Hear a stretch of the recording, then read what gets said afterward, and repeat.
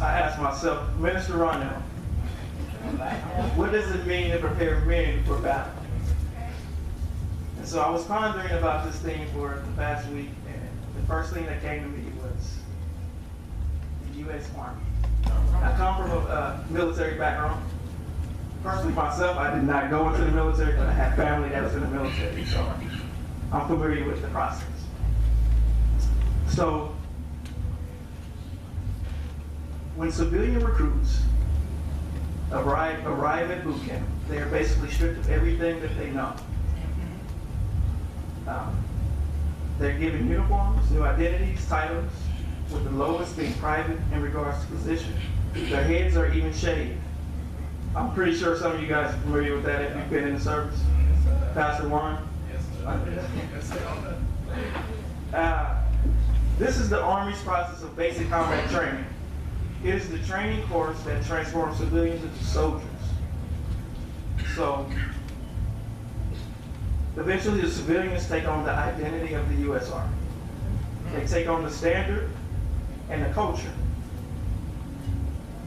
They've also learned the basics of Army life, military customs, including 7 core Army values: loyalty, duty, respect, selfless service, honor, integrity, and personal courage.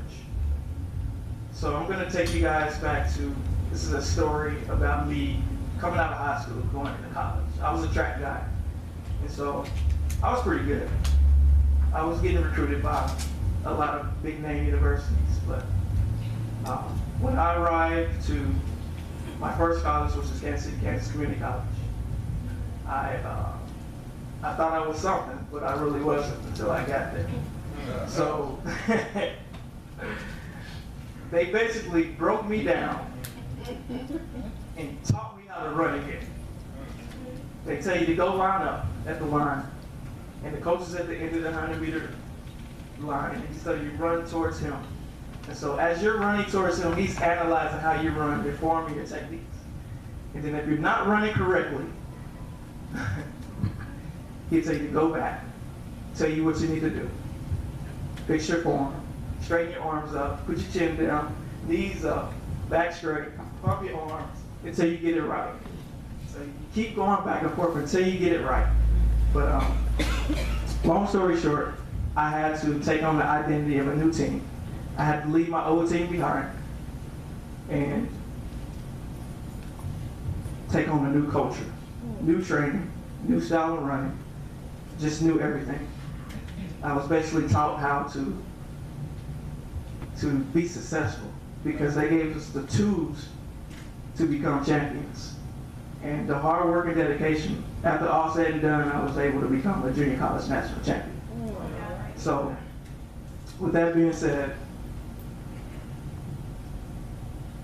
in order for men to begin to prepare for battle, I'm about to go into my points.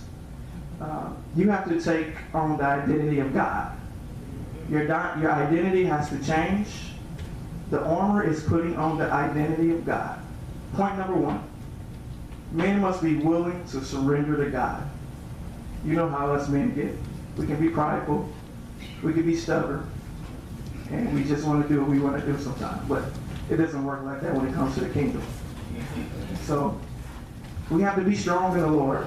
You have to surrender your power to the power of God. You have to put on the full armor of God. You can't do this by yourself. You know, I'm guilty of this. I think I can do everything. I would stretch myself thin. I could paint this whole house in 10 minutes, setting unrealistic goals and expectations. But this is what men do sometimes. I'm guilty. So this is a humbling process. Men must be willing to lay down the self-righteous and pride. You are laying down your self-righteous, standing firm with the belt of truth.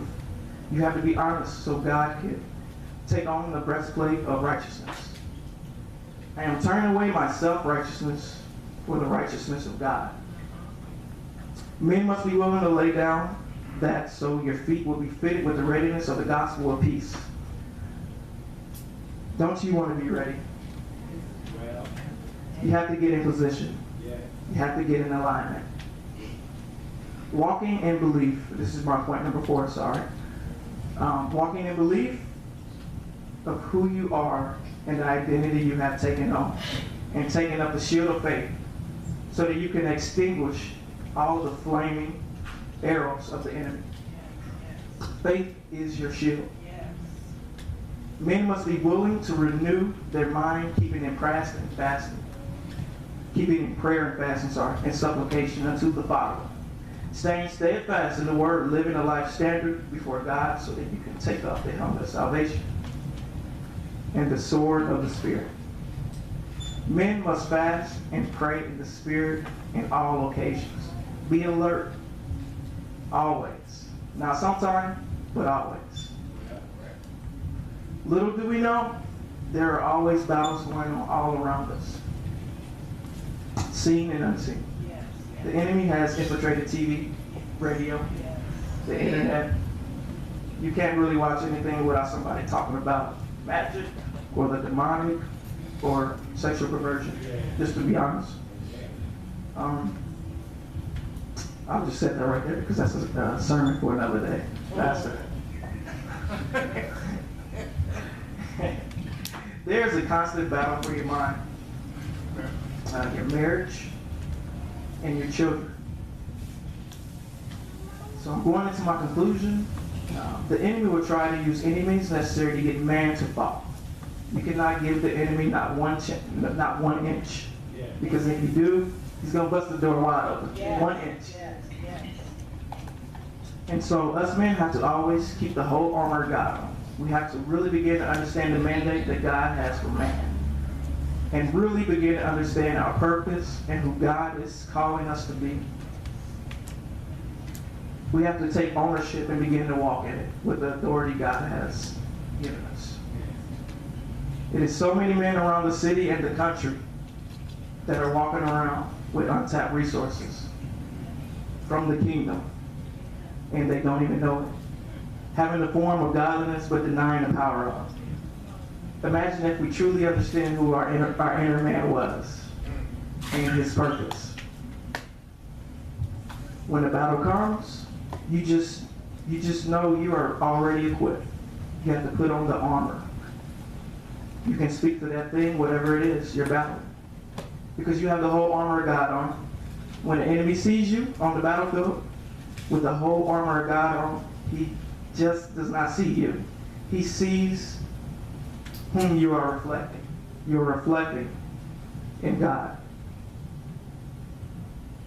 So, all they are going to see is your victory and their defeat. I'm going to say that again.